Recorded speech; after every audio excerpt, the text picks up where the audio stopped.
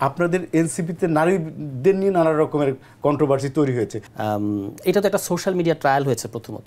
আপনি মনে করছেন যে এটা উদ্দেশ্য প্রণোদিত? আমাদের প্রধান অর্জন এবং শুধু এই একটাও যদি হয় আমি খুশি আছি, সেটা শেখ হাসিনা নাই। ভাইব্রেন্ট এবং শিক্ষিত নারীরা অনেক বেশি এনসিপির প্রতি আগ্রহী। ফেব্রুয়ারিতে ইলেকশন করলে আপনি কি নির্বাচনে অংশ নেবেন?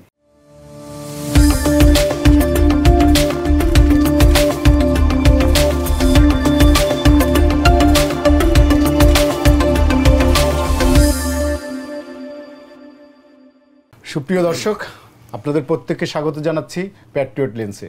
আমাদের এই পর্বের অতিথি ডক্টর জাহিদুর রহমান এবং সারোয়ার তুষার, দুজন অতিথি আমাদের সুপরিচিত। আপনারা প্রত্যেকেই তাদের দুজনকেই চিনেন। ডক্টর জাহিদুর রহমান জনপ্রিয় ইনফ্লুয়েন্সার। হাসিনার ফ্যাসিস্ট বিরোধী আন্দোলনে তিনি যারা মাঠে আন্দোলনের নেতৃত্ব দিয়েছিল তাদেরকে অনুপ্রেরণা জুগিয়েছিলেন ভিডিও দিয়ে, নানা ধরনের কন্টেন্ট দিয়ে তিনি তাদের উজ্জীবিত করেছিলেন। আর সারোয়ার তুষারকে আপনারা নিশ্চয়ই চিনেন, তিনি এনসিপির তাত্ত্বিক নেতা এবং এনসিপির যে বিভিন্ন ধরনের সংস্কার নিয়ে যেসব প্রস্তাবনা তৈরি করা হয়েছিল সেগুলোর নেতৃত্ব দিয়েছিলেন তিনি। আমরা এই দুজনের সাথে আজকে কথা বলবো। আপনাদের দুজনকে স্বাগত আমাদের প্যাট্রিয়ট লেন্সের আজকের স্টুডিওতে। জাহেদ ভাই, আমি আপনাকে দিয়ে শুরু করি। এই যে আমাদের অভ্যুত্থানের 1 বছর চলছে, বিভিন্ন সংগঠন নানা রকম অনুষ্ঠানের আয়োজন করছে, এই 1 বছরে আমাদের অর্জনটা কি? আমাদের প্রধান অর্জন এবং শুধু এই একটাও যদি হয় আমি খুশি আছি, সেটা শেখ হাসিনা নাই। মানে আমরা এটাকে ছোট করে দেখি অনেকে। মানে খেয়াল করুন, শেখ হাসিনা যতদিন ছিলেন অনেকের আশা শেষ হয়ে যাচ্ছিল। আমি অনেককে বলতে শুনেছি যে উনি তো যাবেন না, 41, এরপর তার কন্যা আসবেন। পৃথিবীর ইতিহাসে আছে যে এক স্বৈরাচার তার পরিবারের কারো হাতে হস্তান্তর করে যাচ্ছেন ক্ষমতা। একদম কাছে আমি প্রায় উদাহরণটা দিই, কম্বোডিয়াতে হুন সেন সুন্দর মতো তার ছেলের হাতে দিলেন, তারপর হয়তো তার ছেলে আসবে। সুতরাং সবচেয়ে বড় আমাদের গণতান্ত্রিক রূপান্তরের পথে সবচেয়ে বড় যে বাধা ছিল শেখ হাসিনাকে সরানো, এটা হয়েছে।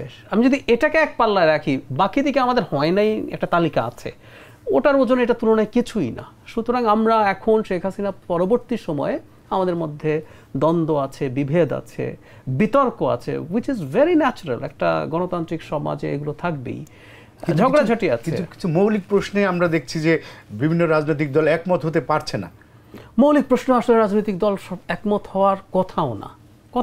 এবং পৃথিবীতে যত সময় যাচ্ছে আমরা খেয়াল করবো এখন বিশাল সব বিতর্ক দানা পাচ্ছে। আমি ভারতের যদি উদাহরণ দিই, বিজেপিতে এখন স্বপ্ন ভারত থেকে ধর্মনিরপেক্ষতা সরিয়ে ফেলবে।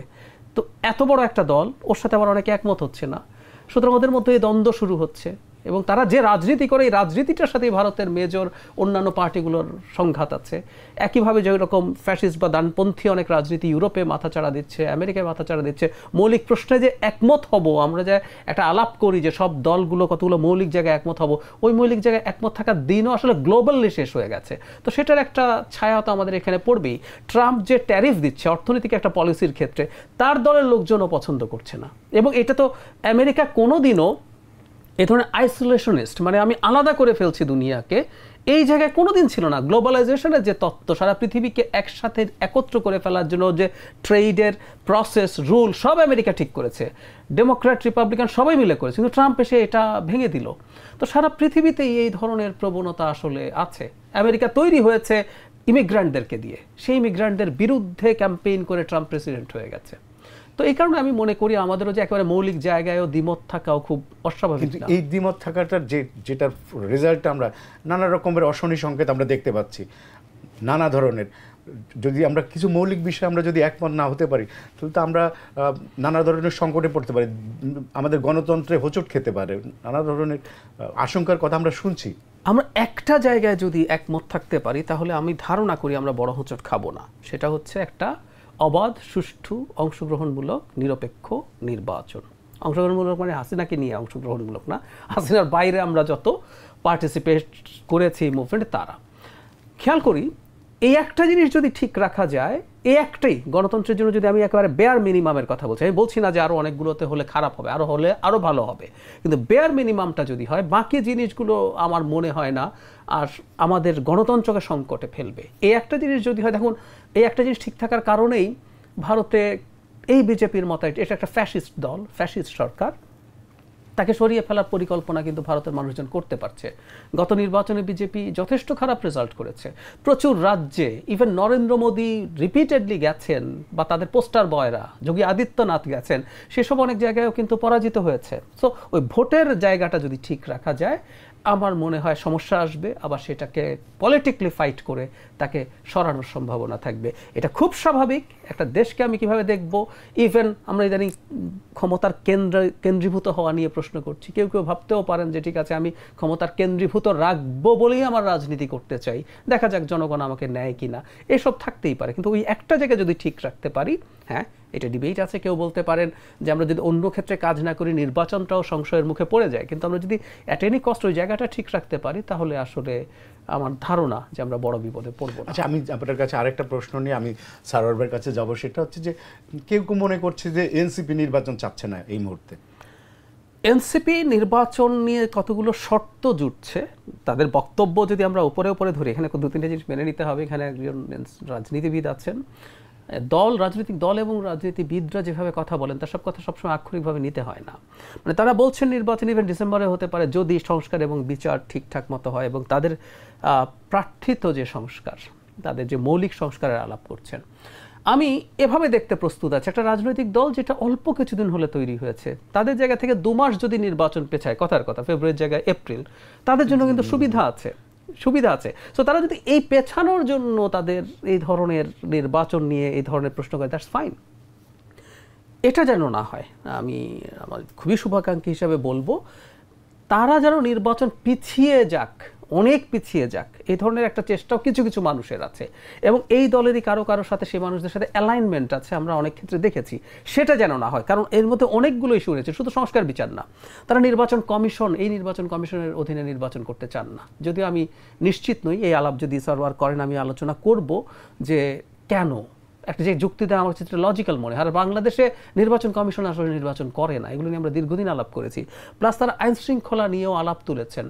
গোপালগঞ্জে যে ঘটনা হয়েছে তার সাথে সাথে তাদের একজন গুরুত্বপূর্ণ নেতা মুহূর্তে বলে ফেলেছেন এই অবস্থায় কিসের নির্বাচন হবে। সো অনেকগুলো ইস্যু এনে নির্বাচন আনসার্টেন, এই ধরনের একটা ভাইব অ্যাটলিস্ট এনসিপির বক্তব্যে আমরা পাচ্ছি। সারোয়ার ভাই, আপনি তো অনেকদিন ধরে আপনাকে আমরা দেখছি এবং আপনি বিএনপি যখন রাজপথে আন্দোলন করেছে আপনিও তাদের সাথে একসময় আন্দোলন করেছেন, আপনি আমাকে অনেকবার বলেছেন। এই যে আপনি নতুন একটা দলে যোগ দিলেন এবং তাদের বিভিন্ন পরিকল্পনার সাথে আপনি নিজেকে জড়িয়ে নিলেন এবং তাদের কিছু সংস্কারও আপনি খুব একাগ্রতার সাথে সেটা সম্পন্ন করলেন। এখন রাজনীতিতে, এই এনসিপির রাজনীতিতে আপনার অবস্থানটা কি? ধন্যবাদ। আমি তো লম্বা সময় বাংলাদেশে, মানে আমার যখন থেকে পলিটিক্যাল অ্যাক্টিভিজম শুরু এবং ইন্টেলেকচুয়াল অ্যাক্টিভিজমও বলা যাবে, এই দুটো যখন থেকে শুরু তখন থেকেই আমার মানে একটা আওয়ামী লীগ বিরোধী অবস্থান আছে। কেন? কারণ আমরা দেখেছি যে আওয়ামী লীগ বাংলাদেশে গণতন্ত্র, ভোটাধিকার, মত প্রকাশের স্বাধীনতা সহ আমরা গণতান্ত্রিক যত মূল্যবোধের কথা বলি প্রত্যেকটার এগেনস্টে, এবং শুধু তাই না, এটা একটা মারণঘাতী একটা রেজিম হয়ে উঠেছিল, মানে গুম করা, নিজের দেশে মানুষকে গুম করা, ক্রসফায়ার করা। ফলে আমরা সেই সময় থেকেই যখন 24শে জানুয়ারির আগে বিএনপির নেতৃত্বে আরও অন্যান্য দলসহ গণতন্ত্র মঞ্চ ইত্যাদি দলসহ যখন আমরা আন্দোলন ছিল যে নিরপেক্ষ সরকার অধীনে নির্বাচন হতে হবে, আমরা সেই আন্দোলনে ছিলাম। কারণ আমরা তখন এটা ছিল, যদি আমরা নির্বাচনটা আয়োজন করা যেত তাহলে এটা একটা মানে স্টেপ ফরওয়ার্ড গণতন্ত্রের দিকে, সে কারণে আমরা তখন এটাতে ছিলাম। এবং এরপরে গণঅভ্যুত্থান, মানে সেটা তো হলো না ওই প্রক্রিয়ায়, এবং 6 মাসের মাথায় আবার এই ছাত্র আন্দোলনের মধ্য দিয়ে বাংলাদেশে একটা গণঅভ্যুত্থান ঘটেছে, যেটা আমরা আসলে এর আগে অনেকবার চেয়েছি নানাভাবে যে বাংলাদেশে আসলে এইটাকে গণঅভ্যুত্থানের মতো করে, অর্থাৎ জনগণের একটা শান্তিপূর্ণ রাস্তায় নেমে আসার মধ্য দিয়ে এই সরকারের পতন ঘটতে হবে। তো সেটা শেষ পর্যন্ত ঘটলো। এবং এরপরে এই এনসিপি ছাত্রনেতা যারা আছেন এবং সহ অন্যান্য তরুণদের নিয়ে যে দলটা গঠিত হয়েছে, আমি এই দলে অংশ নিয়েছি বা এখনও আছি। এটার কারণ হচ্ছে যে আমি মনে করেছি যে বাংলাদেশে আওয়ামী লীগের আর রাজনীতি করার কোনো অধিকার কিংবা সুযোগ নাই। কিন্তু রাজনীতিতে তো আপনি ওই মাঠের যে শক্তির বিন্যাস, এটা তো ফাঁকা রাখতে পারবেন না।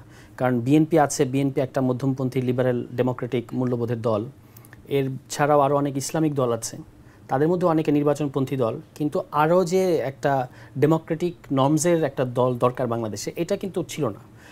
তো সেই দিক থেকে আমার কাছে মনে হয়েছে যে এটা গুরুত্বপূর্ণ। এই দলটা আপনি নিশ্চয়ই জানেন যে আমি কিন্তু এই দল হওয়ার পরে জয়েন করি নাই, দল হওয়ার আগে থেকে, যখন জাতীয় নাগরিক কমিটিরও আগে থেকে, গণঅভ্যুত্থানের পর থেকে যখন এই রাজনৈতিক প্রক্রিয়াটা শুরু হলো, আমি মনে করেছি যে এখানে থেকে তরুণদেরকে পলিটিক্যাল প্রসেসের মধ্যে আনাটা উচিত। কারণ বাংলাদেশের তরুণদের মধ্যে রাজনীতির প্রতি একটা বিতৃষ্ণা এবং সেটা রাজনীতি মানে অ্যাভয়েড করা এইসব প্রবণতা ছিল। এই গণঅভ্যুত্থানের পরে বিপুল সংখ্যক তরুণ, এবং তার মধ্যে মানে আশ্চর্যের ব্যাপার এবং আনন্দের ব্যাপার যে প্রচুর নারী, যারা তরুণ নারী, যারা রাজনীতির প্রতি ইন্টারেস্টেড। এ কারণে আমি এই প্রক্রিয়ায় থেকেছি। এবং আপনি যখন নারীর প্রসঙ্গে তুলেন, আমি তখন একটু নারীর প্রসঙ্গে আমি একটু তুলি। সেটা হচ্ছে আপনাদের এনসিপিতে নারীদের নিয়ে নানা রকমের কন্ট্রোভার্সি তৈরি হয়েছে, এবং আনফর্চুনেটলি আপনাকে নিয়েও তৈরি হয়েছে এবং মিডিয়াতে আসছে। তো এই যে নানা ধরনের গুঞ্জন, নানা ধরনের কথা, এবং অনেক সময় এনসিপির রাজনৈতিক যে নারীদের প্রতি কতখানি টলারেন্স দেখায়, কতখানি সম্মান দেখায়, এটা নিয়েও অনেক সময় প্রশ্ন তুলেছে, এবং পার্টিকুলারলি আপনার বিরুদ্ধে অনেকগুলো অভিযোগ এসেছে, এবং তার পরিপ্রেক্ষিতে আপনার দল আপনার বিরুদ্ধে একটা ইনকোয়ারি কমিটিও তৈরি করেছিল। তো এইভাবে যদি চলতে থাকে তাহলে আপনাদের দলের প্রতি আমি আগের প্রশ্নটা একটু আমি মানে টানতে পারলাম না, এটা করতে পারলাম না, বলি।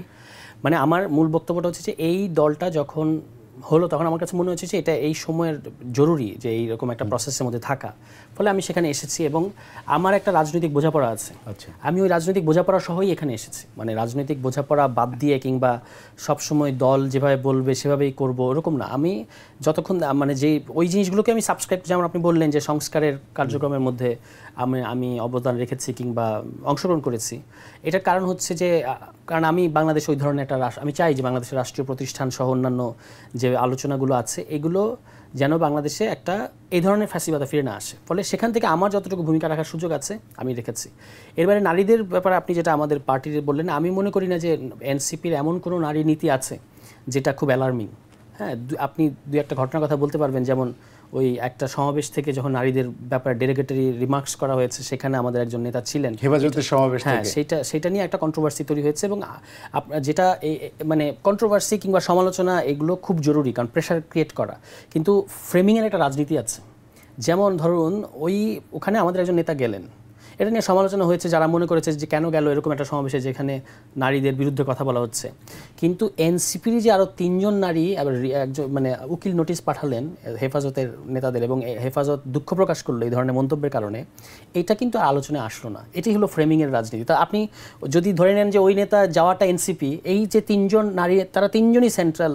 কিন্তু সমস্যা হচ্ছে যে আপনার সেন্সিবল একজন নেতা, শীর্ষ নেতা, সে কোন বিচারে গেল এবং তাকে না, এটা নিয়ে তো অনেক আলোচনা হয়েছে। এবং পার্টিকুলারলি আপনার বিষয়টাকে আপনি কিভাবে জবাব? আমি বলতেছি, তো এইটাই হচ্ছে যে এনসিপিকে নারী বিরোধী দেখানোর একটা জায়গা থেকে ওই ইয়েটা করা হয়েছে। কিন্তু আপনি দেখবেন যে এই মুহূর্তে বাংলাদেশে অ্যাভেলেবল যে দলগুলো আছে তার মধ্যে ভাইব্রেন্ট এবং শিক্ষিত নারীরা অনেক বেশি এনসিপির প্রতি আগ্রহী। কিংবা আপনি যদি এনসিপির সাথে ঘনিষ্ঠ ছাত্র সংগঠন গণতান্ত্রিক ছাত্র সংসদ দেখেন, সেখানেও প্রচুর নারী আছে।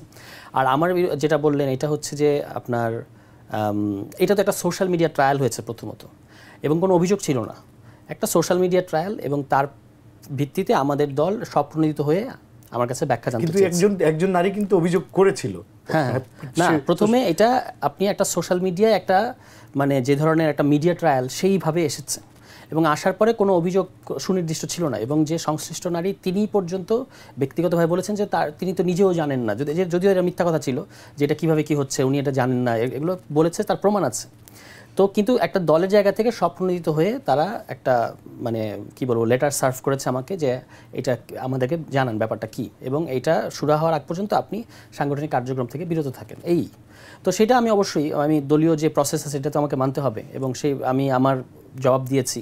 এখন এটার মধ্যে সমস্যাটা কি হয়, মানে আমি এটা শেষ করি তারপর আপনি প্রশ্ন করেন। সমস্যাটা হলো যে চর্চাটা এসছে ফেসবুকে, আবার আমার জায়গা থেকে দায়িত্বশীল জায়গা থেকে আমি এটাকে সোশ্যাল মিডিয়ার চর্চার বিষয় করতে পারি না, বা এটা আমি কখনোই এটা আমার মানে যতই এই যে আক্রমণগুলো ব্যক্তিগত আক্রমণগুলো সোশ্যাল মিডিয়া একটা ব্যাখ্যা দিয়েছিলেন, একটা দিয়েছি আমি, মানে যে থাকে না যে টানা কন্টিনিউয়াস আমাকে যারা সোশ্যাল মিডিয়া ট্রায়ালের মধ্যে নিয়ে গেছে, এটা তো তারা টানা করে গেছে, আমি সেটা মনে করি না। আমি মনে করেছি যে একটা আমার দিক থেকে একটা মানে ক্ল্যারিফিকেশন থাকা দরকার।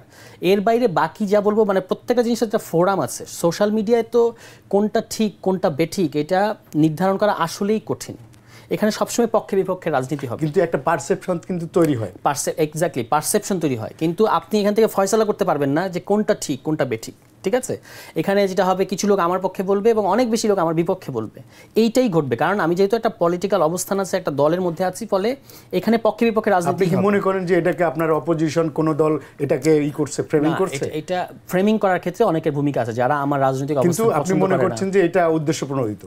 অবশ্যই উদ্দেশ্য প্রণোদিত, কারণ আদারওয়াইজ কেন এটা সোশ্যাল মিডিয়ায় আসবে? আমি একটা জিনিস বলি, ধরুন উনি বললেন যে ওনার যদি অভিযোগ থাকে এবং উনি নিজেকে দাবি করেছেন যে ওনার কিন্তু কোনো পদ বা এরকম কিছু নাই, উনি দাবি করেছেন যে উনি এনসিপির একজন নেত্রী। উনি তো পদত্যাগ করলেন পরে। কোন পদ থেকে পদত্যাগ করেছেন? নিশ্চয়ই কোনো একটা পদ ছিল। ওনার কোনো আপনি পদ থাকলে তো পদের থাকবে তো, এটা তো লুকোনো ছাপানো কোনো বিষয় নাই। আমাদের 217 সদস্য বিশিষ্ট একটা সেন্ট্রাল কমিটি, সেটা অ্যানলিস্টেড, সেটা পত্রপত্রিকায় প্রকাশিত, সেটা মানে পাবলিক একটা ব্যাপার। তো সেখান থেকে কোথাও তো কেউ দেখাতে পারলো না। তাহলে যারা বললেন যে উনি পদত্যাগ করেছেন, কোন পদ সেটা কিন্তু তারা বলতে পারলেন না। তো ফলে ওটা দায়িত্বশীল নিউজ করা হয় নাই। ঠিক আছে, আচ্ছা, যেটা আমি নিউজ না, তিনি নিজেই তো ফেসবুকে, হ্যাঁ, তিনি এটার ভিত্তিতে তো নিউজ হয়েছে, তিনি বলতে পারেন, তিনি তার একটা বা তারকে যারা পরামর্শ দিচ্ছেন তারা তাকে একভাবে মোবিলাইজ করাতে পারেন। কিন্তু যারা নিউজ করেছেন, অনেকগুলো দায়িত্বশীল জাতীয় পত্রিকাও নিউজ করেছে, আমি বলছি তারা কিন্তু বললেন না যে কোন পদ থেকে পদত্যাগ করেছে। এখন এটা কি সম্ভব যে একজনের একটা পদ আছে এবং সেটা এনসিপি গোপন করছে? এটা তো পসিবল না। আর এইটার ব্যাপারে লাস্ট আমি কি যেন বলতে গেলাম। আচ্ছা, আমি জাস্ট বলি যে আপনার এই যে সমস্ত কিছু কন্ট্রোভার্সি মিলে এখন আপনার দল এনসিপিতে আপনার নতুন করে পুনর্বাসনের ক্ষেত্রে কোনো প্রতিবন্ধকতা দেখছেন কিনা? না, এটা তো মানে পুনর্বাসন বলে কথাটা অন্য মানে দাঁড়ায়। আপনি তো এখন এক ধরনের সাসপেনশনের মধ্যে আছেন। আমি একটা জবাব দিয়েছি এবং সেইটা পার্টির যে এটা সংশ্লিষ্ট ফোরাম আছে তারা এটা দেখবে এবং তারপর পার্টি সিদ্ধান্ত নেবে। ঠিক আছে, তো এইটা আবার প্রক্রিয়াটা ওইভাবেই ঘটবে, মানে যেভাবে যেটা ঘটার, যেটা পার্টি মনে করে যে এই ক্ষেত্রে এইটা ঠিক করা, এবং সেটাই ঘটবে আমি মনে করি। আর এর বাইরে বাকি যে সোশ্যাল মিডিয়া চর্চা, এটা সবসময় কিছু লোক তো অলওয়েজ, আমি দেখেছি শুরুর দিন থেকে বলা হচ্ছিল যে একে রাজনীতি থেকে মাইনাস করে দেওয়া হোক, হ্যাঁ, তার মানে বা বের করে দেওয়া হোক, একদম প্রমাণ সহ আমি বলছি যে এগুলো সোশ্যাল মিডিয়ায় এই বক্তব্যগুলো এসেছে। তার মানে হচ্ছে যে তাদের উদ্দেশ্যটা হচ্ছে যে এই ঘটনার সত্যাসত্য যাচাই করা। কিন্তু কারণ আমার কাছে, আমি এই প্রমাণপত্রগুলো দিয়েছি আমার পার্টির কাছে, যে একই ঘটনায় 4 রকম কথা বলেছেন, এরকম প্রমাণ আছে। তো সেটা নিয়ে তো আমি এখানে কথা বলতে আসি না, এই কারণে আমি এটা বিস্তারিত যাচ্ছি না। কিন্তু মানে যারা এটাকে আমার বিরুদ্ধে লাগলেন তারা কিন্তু আর এইগুলো খেয়াল করার কোনো দরকার নাই। তারা এটাকে নিয়েছেন যে এনসিপি বিরোধী, এনসিপিকে এটার সুযোগে একটু ব্যাশিং করার সুযোগ পেয়েছেন, সেই জায়গা থেকে নিয়েছেন। আমি মনে করি যে তারা দায়িত্বশীল কাজ করেন না, কারণ আমরা এই ঘটনার আসলে সত্যটা কি সেটা যদি আমরা জানতে চাই, দ্যাট ইজ ওয়ান থিং। আর একটা হচ্ছে যে আমরা হচ্ছে এই সুযোগে ওকে একটু পাইলাম, ওকে একটু ব্যাশিং করি আর এনসিপিকে একটু ব্যাশিং করি, এইটা অনেকে করেছে। আমি মনে করি যে এটা ঠিক না, কারণ প্রত্যেকেরই ধরেন ব্যক্তিগত ব্যাপার থাকতে পারে, কিন্তু সেই আপনি যদি রাজনৈতিক কারণে ব্যক্তিগত ব্যাপারে তাকে আক্রমণ করেন তাহলে তো আর রাজনীতিতে সভ্যতা, ভব্যতা কিংবা শিষ্টাচার বলতে কিছু থাকবে না। ধন্যবাদ জাহিদ ভাই। আমি একটা বিষয় নিয়ে আসি। তাসলিম খলিল কিছুদিন আগে একটা ইন্টারভিউ দিয়েছিল চ্যানেল 24-এ। সেখানে 2 জন সমন্বয়কের বিরুদ্ধে একটা গুরুত্বপূর্ণ তথ্য দিয়েছিলেন। উনি বলেছিলেন যে ওই সময় জুলাই আন্দোলনে কারফুর সময় 2 জন সমন্বয়ক ডিজিএফআর গাড়িতে ঢাকা শহর ঘুরিয়ে বেড়েছেন, এবং এই যে 2 জন সমন্বয়কের কথা বললেন তারা এখন এনসিপির শীর্ষ নেতা। তো এই যে উনি বললেন যে ডিজিএফআই, হাসিনার সময় ডিজিএফআর গাড়িতে 2 জন সমন্বয়ক ঢাকা শহর ঘুরিয়ে বেরিয়েছেন, এতে কি এই 2 জনের যে আন্দোলনের কন্ট্রিবিউশনটা কি সন্দেহের মধ্যে ফেলে দেওয়া হয় কিনা? প্রথম কথাটা হচ্ছে, তাসলিম খলিল অত্যন্ত খোঁজ খবর রাখা মানুষ এবং একজন ক্রেডিবল মানুষ। আমি তাসলিম খলিলকে বিশ্বাস করি, কিন্তু উনি যেহেতু খুব স্পষ্ট করে বলেননি, আমরা আসলে এই ব্যাপারে খুব বিস্তারিত আলোচনার সুযোগ কম। কিন্তু এটাও মনে করি আমরা, যখন এই ধরনের একটা মুভমেন্ট দানা বাঁধে, অর্গানাইজড হয়, সরকার সবসময় চেষ্টা করে এর মধ্যে কোনো না কোনোভাবে প্রবেশ করে সেটাকে বিভ্রান্ত করার। যে তরুণরা আছেন, এক একজনকে এক একভাবে আসলে ইনফ্লুয়েন্স করা সম্ভবও, সবসময় যে অসম্ভব তা না। তাসলিম যেটা বলেছেন, তাসলিমের বলায় অ্যাপারেন্টলি মনে হয় যে এটা কি ঠিক চাপ প্রয়োগ করে না, ওনার টোনটা হচ্ছে তারা এক ধরনের স্বেচ্ছায় তারা এটার সাথে আছেন। যদি সেটা হয়ে থাকে, সেটাও যে একেবারে অসম্ভব আমি তা মনে করি না। বিভিন্ন সময় আমাদের এটা হয়েছে এবং এগুলোই সরকারের কৌশল। কাউকে ফিনান্সিয়াল কোনো বেনিফিট দিয়ে, কাউকে ভয় দেখিয়ে, বা কাউকে ভবিষ্যতের কোনো না কোনো স্বপ্ন দেখিয়ে এভাবে ইনফ্লুয়েন্স করার চেষ্টা করে থাকতে পারে, এবং কেউ ইনফ্লুয়েন্সড হয়ে থাকতেও পারে।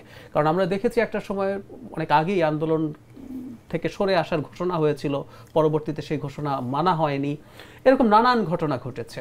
তো আমি খুব আলাদাভাবে দেখি না। মানে যে দুজনের কথা বলা হচ্ছে বা দুজনের কথা বলা হচ্ছে, এর বাইরেও অনেকের সাথে যোগাযোগ হয়েছে, অনেককেই নানাভাবে ইনফ্লুয়েন্স করার চেষ্টা করেছে। এই জুলাই মুভমেন্টের সময় আমি তো রাস্তার আন্দোলনের নেতৃত্ব দিচ্ছি, আমি কথা বলছিলাম, আমার পেছনেও কিভাবে চাপ প্রয়োগ করার চেষ্টা করা হয়েছে, আমি তো নিজে সেটা সাক্ষী আছি। সো এগুলো ঘটে, কোনো না কোনো ফর্মে ঘটে। এগুলো এখন আমার কাছে যেটা মনে হয় সেটা হচ্ছে আমরা ধরে নেব যে অন্তত ওই সময়গুলোতে এটা এক ধরনের চাপ বা এসবের কারণেই হয়েছে, যদি হয়ে থাকে। সেটা যদি হয় তাহলে এটাকে আমরা খুব খারাপভাবে দেখারও কিছু নাই।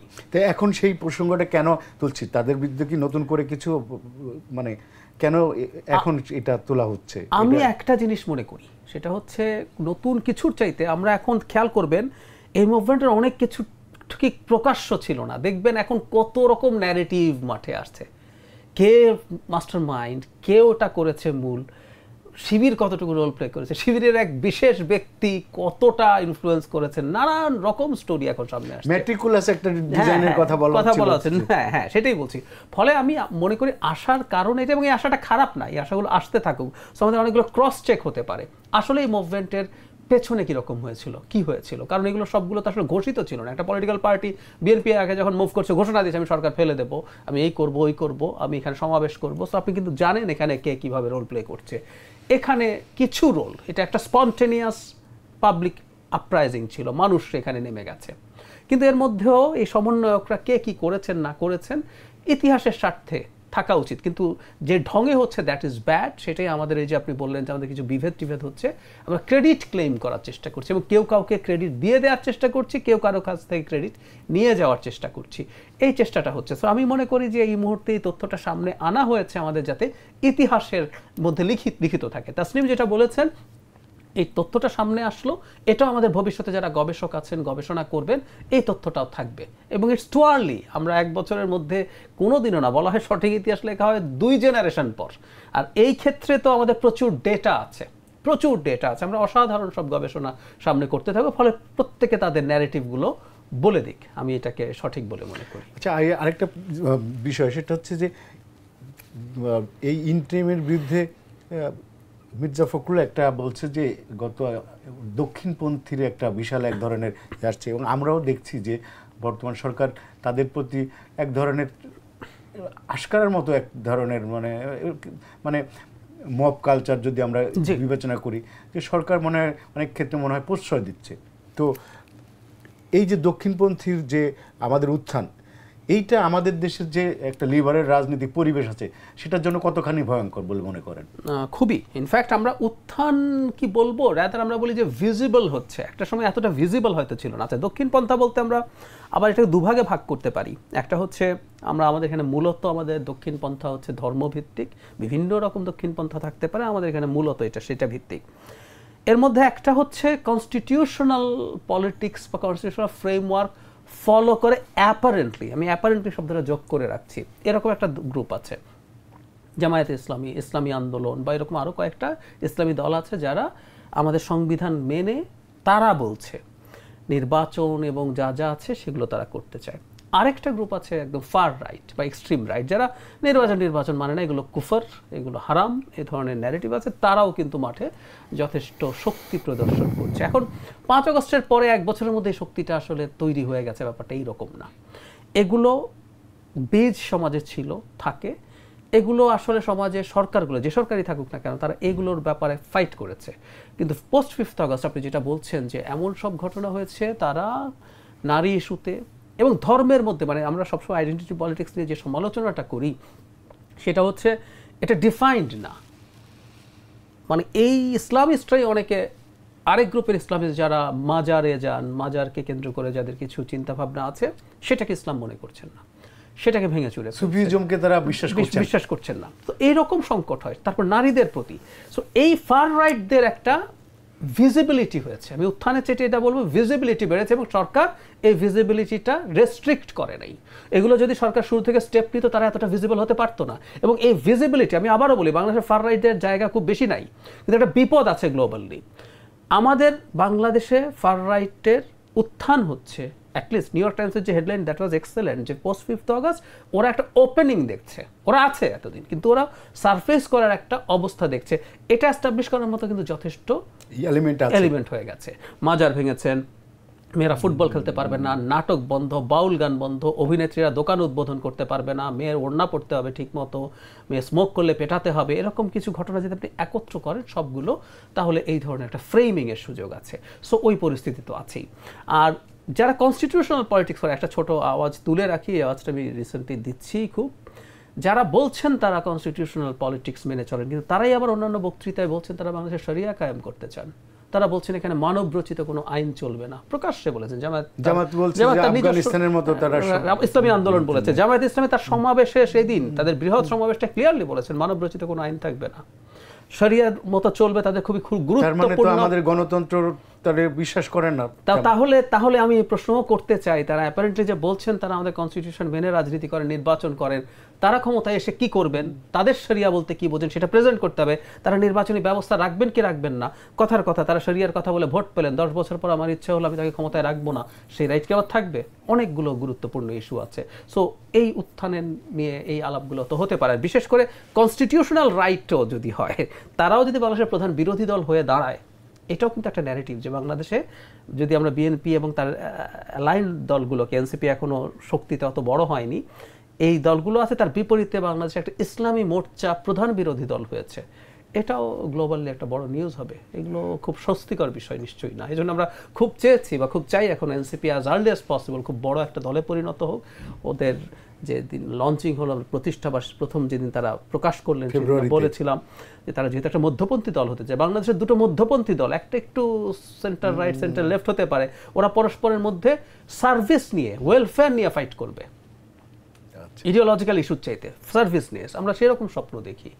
এই আর কি স্যার, আমরা একটা জিনিস দেখলাম, সেটা হচ্ছে যে এই যে নির্বাচন গণঅভ্যুত্থানের এই যে এটা নিয়ে নানা রকমের ক্লেম শুরু হয়েছে, ক্রেডিট, এবং সেক্ষেত্রে আপনার কাছে কি মনে হয় জামাতের কতখানি ভূমিকা ছিল এখানে, শিবির জামাতের?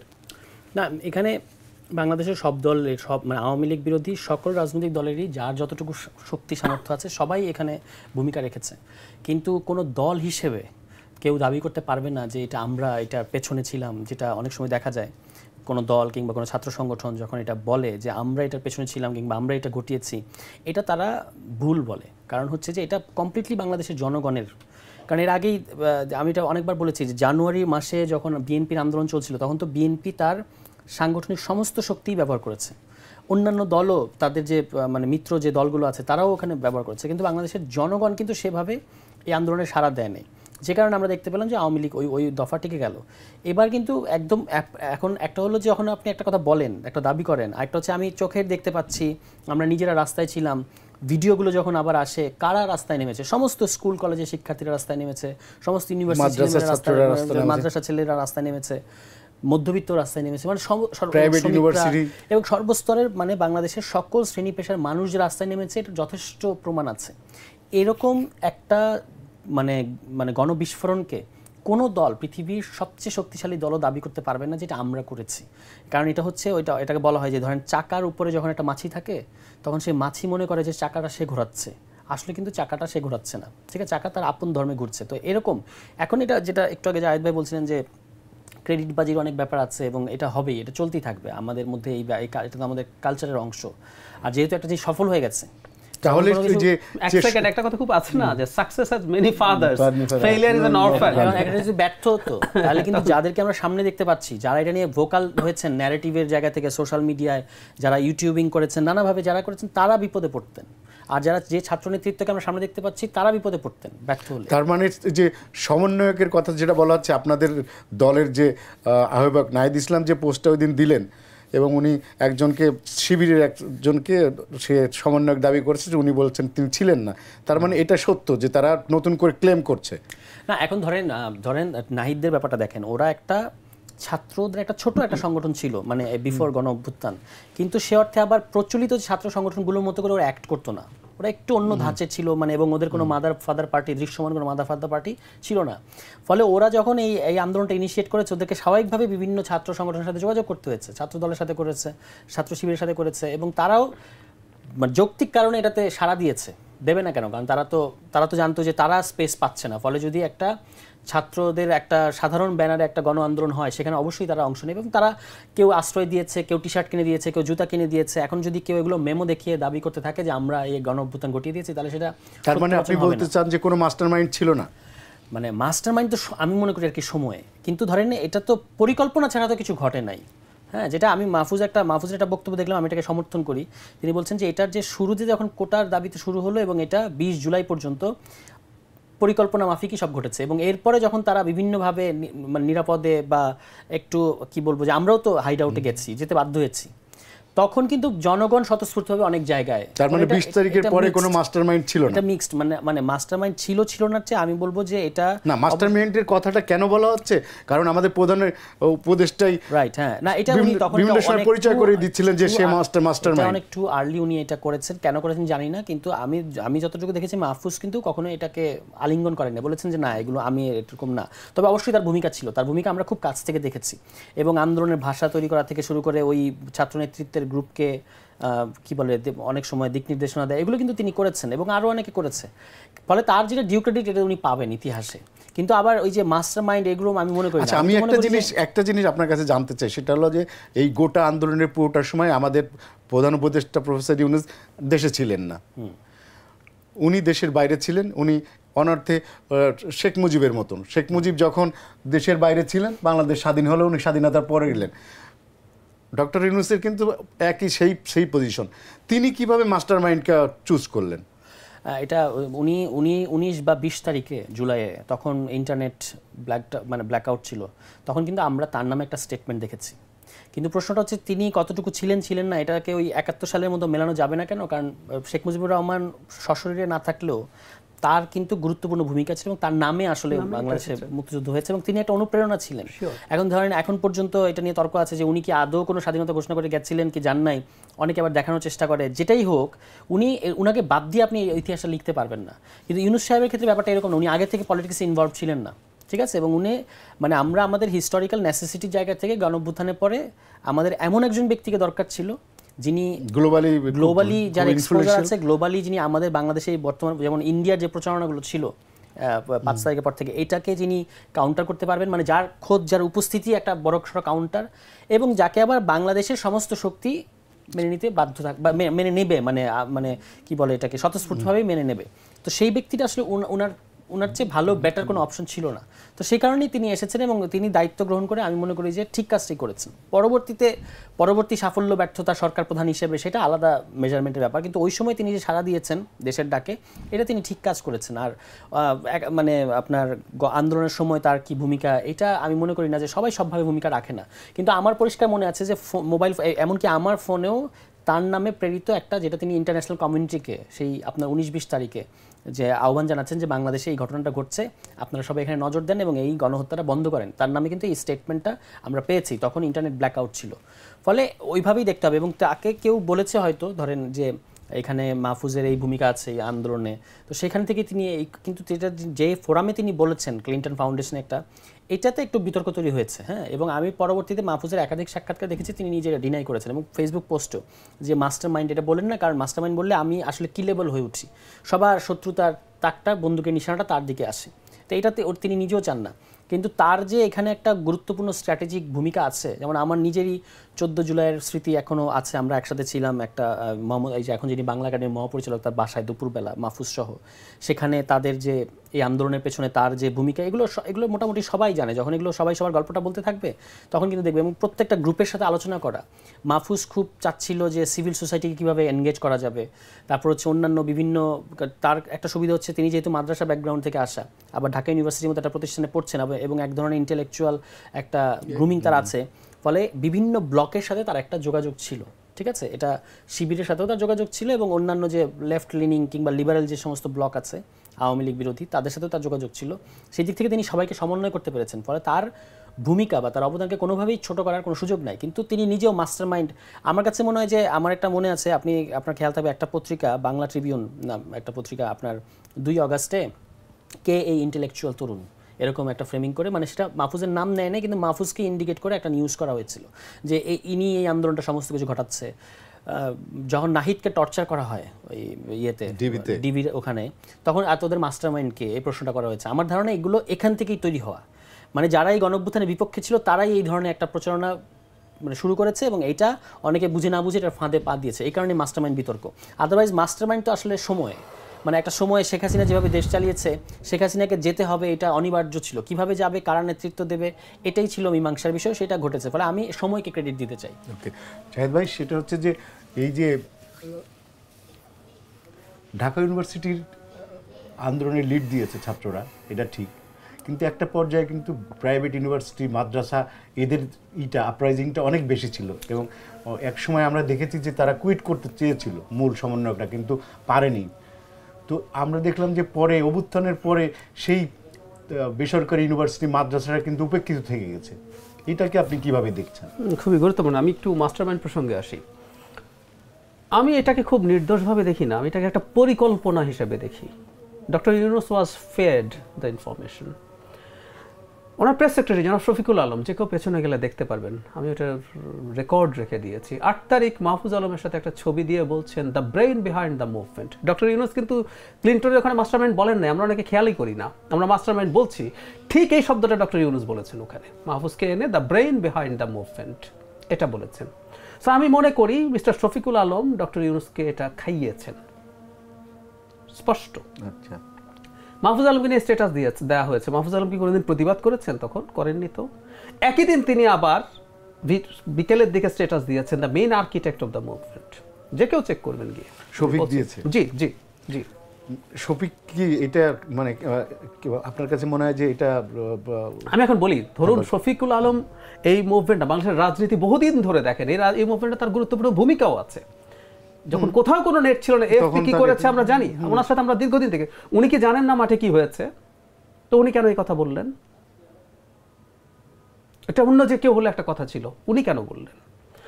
এবং মাহফুজ আলম এটার প্রতিবাদ করেননি। মাহফুজ আলম উপদেষ্টা হওয়ার আগে তার জুলাই গণপরিষদে একটা বক্তৃতার মধ্যে ইঙ্গিতে নিজকে মাস্টারমাইন্ড দাবি করার মতো কিছু ইঙ্গিত আছে, সরাসরি বলে না ফেললেও, কারণ আমি ওটার reaction, I made a video on that, so I can remember that very clearly.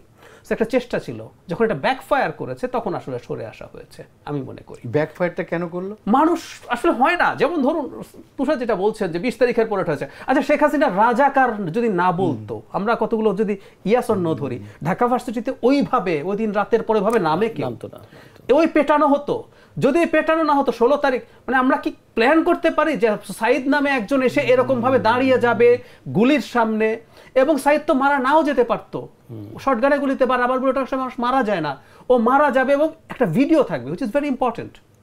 ভিজুয়ালটা important. সাইডের যদি ভিডিও না থাকতো, আপনারা পত্রিকায় যদি লিখতো যে সাইদ নামের এক যুবক একা পুলিশের ওখানে হাত তুলে দাঁড়িয়ে ছিল, পুলিশ গুলি করলো, সে মারা গেল, সে গুলিতে পড়ে যায় 2 দফা 3, কি হতো?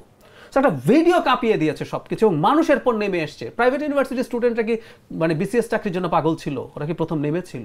ওরা নামেনি তো। হত্যা, মৃত্যু যখন নামলো, তারপর তাদের উপরে যখন হামলা, তারা নামলো। সেজন্য আসলে কোনোদিন একটা ম্যাস আপরাইজিং কোনোভাবে ডিজাইন করতে পারবেন না, নো ওয়ে, নো ওয়ান, মানে একজন কোনো মাস্টারমাইন্ড না না, হয় না, এটা হয় না।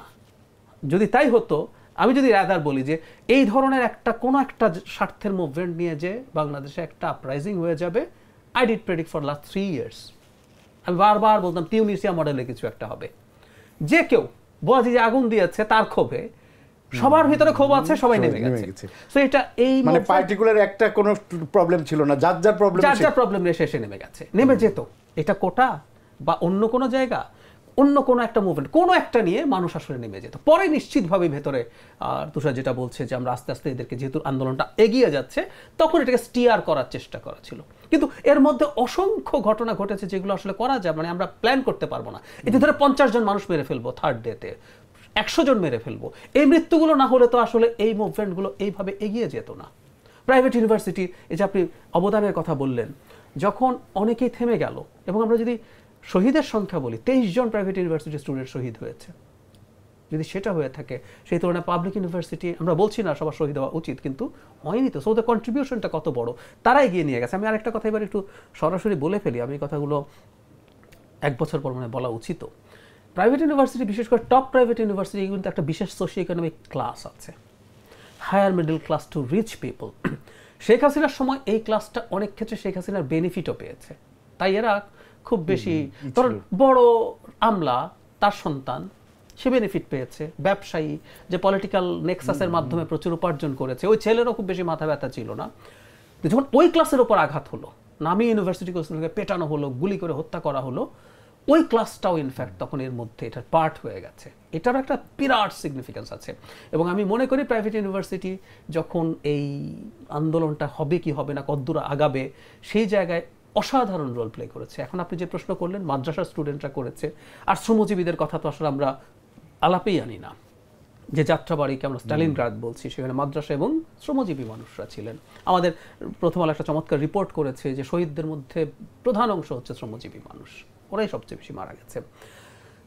প্রাইভেট ইউনিভার্সিটির স্টুডেন্টদের একটা সংগঠন আছে, তারা আমাকে কয়েকবার ডেকেছে, আমি তাদের ওখানে গেছি, আমি তাদের এই দুঃখটা দেখেছি। মানে তারা যে সরকারের কোনো জায়গায় কোনো ইনভলভ হতে চেয়েছে নট নেসেসারিলি, তারা তাদের ক্রেডিটটা চেয়েছে। আমি তখন তাদেরকে একটা কথা বলেছিলাম, ইতিহাস থেকে না কাউকে মোছা যায় না, সত্যিই মোছা যায়। হয়তো নগদ লাভ চাইলে সেটা সমস্যা আছে, যে এই টাইমটা তো পার হয়ে যাবে, কিন্তু ইতিহাসে যার যা রোল, যতটুকু রোল মোটা দাগে, অবজেক্টিভ ইতিহাস বলে কিছু নাই, পৃথিবীতে প্রচুর ইতিহাসের ভার্সন আসতেই থাকবে, কিন্তু অনেকগুলো ভার্সন দেখে আমরা কোনো একদিন অবজেক্টিভিটির কাছাকাছি যেতে পারবো।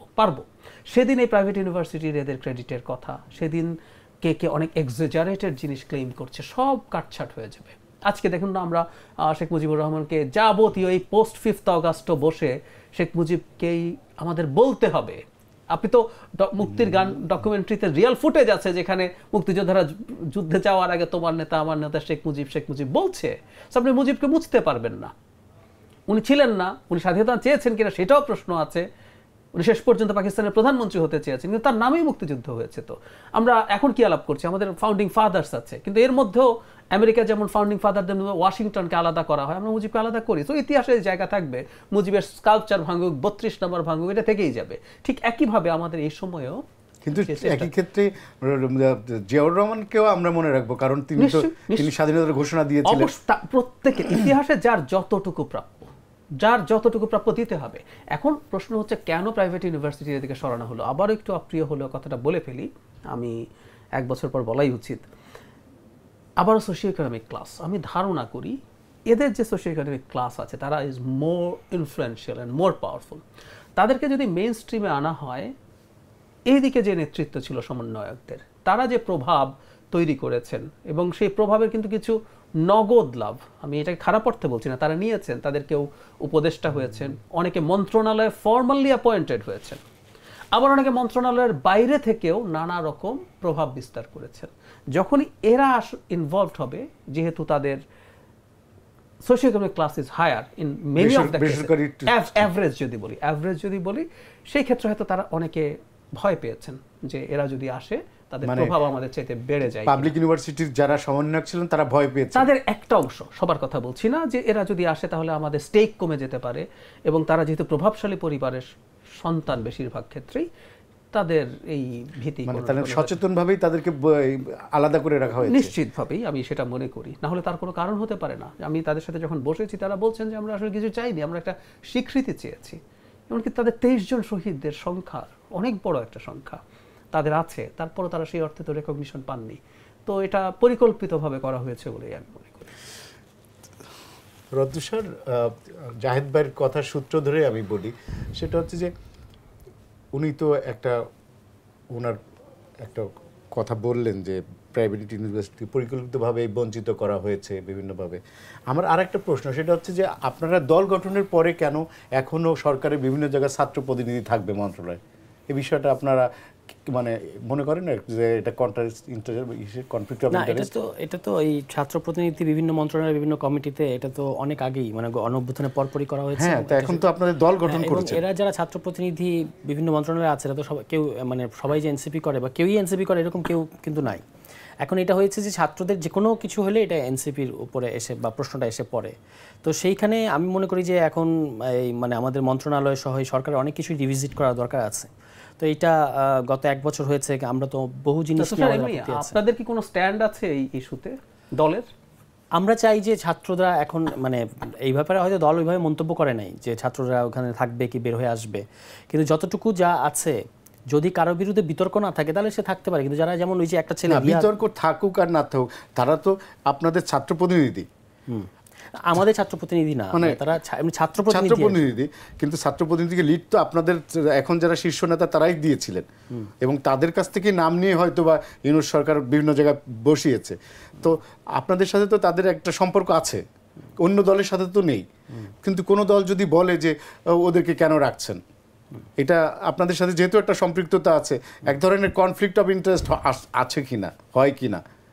হ্যাঁ, কনফ্লিক্ট অফ ইন্টারেস্ট হওয়ার সম্ভাবনা থাকে, কিন্তু এখন যে ছাত্ররা আছে তারা যে সকল মন্ত্রণালয় আছে, এখন এই মন্ত্রণালয়গুলোকে মানে যদি আবার একটু রিঅর্গানাইজ করা হয়, তখন যাদের যাদের এই মুহূর্তে আর প্রয়োজন নাই, তখন আমি জানি না আসলে তারা স্পেসিফিক কী ভূমিকা পালন করেন মন্ত্রণালয়গুলোতে। যদি এই মুহূর্তে আর প্রয়োজন না থাকে তাহলে আমি মনে করি যে এটা আবার সিদ্ধান্তটা পুনর্বিবেচনা করা উচিত। এর বাইরে হচ্ছে যে প্রাইভেট বিশ্ববিদ্যালয়ের অনেক, আর যদি ছাত্রদেরকে রাখতেই হয় তাহলে প্রাইভেট বিশ্ববিদ্যালয়ে অনেক ছাত্র আছে যাদেরকে আসলে সমস্ত কিছু থেকে বাদ দিয়ে দেওয়া হয়েছে, তো তাদেরকে এখানে অন্তর্ভুক্ত করা উচিত। বিভিন্ন ছাত্র সংগঠন এটা নিয়ে বারবার আপত্তি করেছে, ছাত্রদল, বিশেষত ছাত্রদল, তো তাদেরও এখানে ইনভলভমেন্ট থাকা উচিত। যদি ছাত্র মানে তাহলে যে জিনিসটা আরও বেশি সবাইকে নিয়ে হবে আর কি, কিন্তু সেটা না হওয়াতেই আপনার এই সমন্বয়ক যারা ছিল আর কি, তাদের এখন তো সমন্বয়ক নাই, কিন্তু তারাই যখন বিভিন্ন মন্ত্রণালয়ে আছে তখন এটা নিয়ে খোদ ছাত্রদের মধ্যেই অনেক ধরনের প্রশ্ন আছে। তো এই প্রশ্নগুলো মিট আপ করা উচিত, কারণ এগুলো নিয়ে এত মানে আমি জানি না ছাত্ররা কতটুকু কি করতে পারছে ওখানে, কিন্তু এগুলো নিয়ে এত বেশি বিভাজন হয়েছে এবং এত বেশি মানে নিজেদের মধ্যে ভুল বোঝাবুঝি তৈরি হয়েছে, এবং এটা আমাদের ন্যাশনাল পলিটিক্সে ক্ষতি করছে। হ্যাঁ, যেমন সর্বশেষ ওই যে একটা ছেলে যে গুলশানের ঘটনা, হ্যাঁ, এরপরে দেখা গেল যে সে স্বরাষ্ট্র মন্ত্রণালয়ের, পরে অবশ্য অনেকে বলেছে যেটা ফেক, কিন্তু তারা এই পর্যন্ত চলে যাওয়ার মতো একটা অবস্থা আছে আর কি। ফলে এই ক্ষেত্রে ছাত্রদেরকে বিতর্কিত রাখার জন্যই, মানে অবিতর্কিত রাখার জন্যই হচ্ছে তাদেরকে যদি এখন আর প্রয়োজন না পড়ে তাহলে এই মুহূর্তে না থাকাই ভালো, কারণ এই সরকার আছেই আর খুব অল্প দিন এবং সামনে নির্বাচন আসবে। ফলে যে পারপাসে আমাদেরকে দেখতে হবে যে কোন পারপাসে তাদেরকে এখানে নেওয়া হয়েছিল, এই পারপাস কতটুকু আমরা মানে করতে পারলাম। যদি সেটা মনে হয় যে এটা অনেক দূরে আছে আর হবেই না, তাহলে তো আর রেখে লাভ নাই। আর যদি হয় যে হ্যাঁ অনেক দূর পর্যন্ত কাজ করে ফেলেছে বা ঠিক আছে, তাহলে তাদেরকে বাকি কাজের জন্য আর না রাখলেও চলে, ঠিক আছে। মানে ছাত্রদের মধ্যে যে বিভাজনটা তৈরি হয়েছে এবং ছাত্রদের ব্যাপারে যে মানে বিভিন্ন কোয়ার্টার্সে অনেকগুলো আপত্তি বা প্রশ্ন তৈরি হয়েছে, এগুলো নিরসন করার জন্য, কারণ ছাত্রদের আমাদের এই শক্তিটাকে বাংলাদেশের স্বার্থে তো দরকার। তো এই প্রশ্নগুলো যেন আর না উঠে, কিংবা এই প্রশ্নগুলো নিয়ে যেন আমরা অনেক বেশি ব্যস্ত না থাকি, কারণ টক শো কিংবা বিভিন্ন জায়গায় শুধু এগুলোই প্রশ্ন, কিন্তু রাজনৈতিক আমাদের লাইনটা কি, অভিমুখটা কি, এটা নিয়ে খুব কম কথা হচ্ছে। এই বিতর্কগুলো নিয়ে আলাপ করতে করতে কিন্তু আমাদের নিজেদের মধ্যে শক্তি ক্ষয় হচ্ছে অনেক। এই কারণে এই শক্তি ক্ষয় যেন না হয়, ছাত্রদের মধ্যে যেন ভুল বোঝাবুঝি না হয়, এই জন্য আমি মনে করি যে এই মুহূর্তে এখন আর এই সরকারের যেহেতু আর খুব বেশি দিন নাই, ফলে এখন আর ছাত্রদের কতটুকু দরকার এটা আবার ভেবে দেখা দরকার। মানে ছাত্রদের বলতে আমি বলছি যে বিভিন্ন কমিটিতে যারা আছে। আচ্ছা, আরেকটা বিষয় যে আপনারা সরি করছেন, এই যে আজকে আপনারা ইশতেহার দিচ্ছেন, এই ইশতেহারটা কেন? নতুন বাংলাদেশের কথা বলছেন? হ্যাঁ, মানে ইশতেহার হলো যে ধরেন আমরা এই এনসিপি হওয়ার পর, এনসিপি না আরও আগে জাতীয় নাগরিক কমিটি পর্যায় থেকে একটা কথা খুব শুনেছি, আপনাদের প্রোগ্রাম কি করবেন। হ্যাঁ, এটা তো খুব স্বাভাবিক, একটা রাজনৈতিক শক্তি বা দলের ব্যাপারে এই প্রশ্নটা আসবেই। কিন্তু আমরা যে কথাটা বারবার বলার চেষ্টা করেছি যে আমাদের তো এখনও 3-4 মাস, একটা ইশতেহার একটা দলের অনেক লম্বা সময়ের, জিয়াউর রহমানের 19 দফা, বিএনপি দীর্ঘদিন যাবৎ এটার কথা বলেছে, এখনও বিএনপি কিন্তু এটাকে পুরোপুরি বলেছে যে এটার দরকার নাই বা সব আমরা বাস্তবায়ন করে ফেলেছি তা কিন্তু না। ফলে ইশতেহার একটা খুবই লং লাস্টিং ব্যাপার, এই জন্য এটাতে সময় নিতে হয়, কারণ আমাদের একটু সময় নিতে হয়েছে। আজকে আমরা যে ইশতেহার, হলো একটা পার্টির ইশতেহার, যে আমাদের এই হলো গোল। আমরা কতটা দফা আছে? আমরা 24 দফা। আমরা শিক্ষায় এটা করতে চাই, স্বাস্থ্যে এটা করতে চাই, আমরা সংবিধানের ক্ষেত্রে এটা চিন্তা করি, অর্থনীতির ক্ষেত্রে আমরা এটা করব। মানে সরকারে গেলে আপনারা এগুলো ইমপ্লিমেন্ট করবেন? এটা হচ্ছে আমাদের মানে একেবারে ধরেন এই মুহূর্তের মধ্যবর্তী দীর্ঘমেয়াদী যে লক্ষ্যগুলো সেটার মধ্যে থাকবে। ইলেকশনের আগে হয়তো আরেকটা ইলেকটোরাল ম্যানিফেস্টো, সেটা হয়তো আপনাদের কি মূলনীতি আছে দলের মূলনীতি বলতে আপনার যে গণতন্ত্রের কথা আমরা বলি, এবং আমাদের গঠনতন্ত্রের মধ্যে কতগুলো আদর্শের কথা বলা হয়েছে যে এই 7-8টা জিনিস আমরা করব, এবং তার ভিত্তিতে এইটাকে বাস্তবায়ন করার জন্যই দলের একটা গঠনতন্ত্র মানে যেটা ইলেকশন কমিশনে জমা দেওয়া হয়েছে। ওই যে 3-4টা যে মূলনীতি, সে অর্থে মূলনীতি স্পেসিফিক নাই, তবে আমরা ওই জাতীয় নাগরিক কমিটি পর্যায়ে থেকে সংহতি, পুনর্গঠন, আর একটা যেন কি এরকম 3টা কথা আমরা বলতাম। হ্যাঁ, যে প্রতিরোধ, সংহতি এবং পুনর্গঠন মানে রাষ্ট্র সমাজ সমস্ত কিছু পুনর্গঠন, প্রতিরোধ মানে হচ্ছে যে এই যে বাংলাদেশ বিরোধী যে সমস্ত তৎপরতা আছে সেগুলো প্রতিরোধ করা, আর সংহতি মানে হচ্ছে সমস্ত শক্তির মধ্যে, ফ্যাসিবাদ বিরোধী সকল শক্তির মধ্যে এক ধরনের ঐক্য বজায় রাখা। এইটা আমরা তখন থেকে বলেছি। এরপরে আমরা নতুন করে আর কোনো 3টা মূলনীতি বা 4টা মূলনীতি এরকম আনি নেই। অনেকগুলো আদর্শের তালিকা আছে আমাদের গঠনতন্ত্রে, এবং সেটা বাস্তবায়ন করার মতো একটা মানে কাঠামোর কথা জমা দেওয়া হয়েছে ইয়েতে, নির্বাচন কমিশনে। আর এখন যেটা আজকে যেটা দেয়া হবে এটা হচ্ছে একটা 24 দফা, যেহেতু 24-এর গণঅভ্যুত্থান, সেই জায়গা থেকে 24টা দফা, 24টা সেক্টর, স্বাস্থ্য, শিক্ষা, এরকম 24টা সেক্টরে আমরা কি ধরনের বাংলাদেশ, আমাদের রূপকল্পটা কি, এবং এইটা বাস্তবায়ন করতে পারলে আমরা বলছি যে এটা নতুন বাংলাদেশ। নতুন বাংলাদেশ একটা ধরেন একটা কাব্যিক বা একটা মানে কি বলবো একটা মেটাফোর, যে এই বাংলাদেশ যদি আমরা করতে পারি তাহলে এটা একটা নতুন বাংলাদেশ হবে, ঠিক আছে। এবং সেখানে আগের বাংলাদেশ পুরোপুরি বাতিল তা না, কিন্তু আগের বাংলাদেশে যে সকল জিনিস আমাদেরকে সমস্যা তৈরি করেছে ওই জিনিসগুলো আমরা বাদ দিচ্ছি। যে ধরনের শাসন ব্যবস্থা, যে ধরনের পলিটিক্যাল কালচার আমাদেরকে বাংলাদেশের অভিযাত্রাকে বাধাগ্রস্ত করেছে, ওইটাকে আমরা আর চাই না। তো সেই অর্থে নতুন বাংলাদেশ। জাহিদ ভাই, বলা হচ্ছে আপনার নানা বিষয়গুলোর রিফর্ম, আপনার ঘোষণাপত্র, সনদ, এই সবগুলো মিলে যে আমরা আগামী ইলেকশনের আগে এইগুলো একটা অঙ্গীকার চাচ্ছে যে 2 বছরের মধ্যে ক্ষমতায় গেলে সব রাজনৈতিক দলগুলো বাস্তবায়ন করবে।